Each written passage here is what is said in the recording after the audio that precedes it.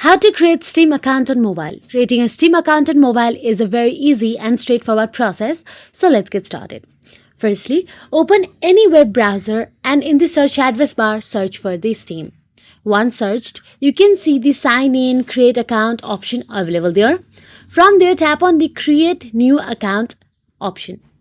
Now, what you have to do is enter your email address, then again confirm your email address and make sure that the country and region you have selected is correct and agree to the terms and conditions. Once you have done so, Steam will send a verification code to your email. Check your inbox. Then all you have to do is tap on this Steam option available there. Now tap on the verify the email option available again. Now continue with any web browser you prefer. And it is done. Now go back to the Steam account login or sign in again.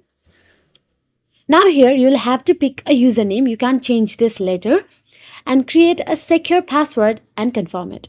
So that is it. If you found this video helpful, please like, share and subscribe, and thank you so much for watching.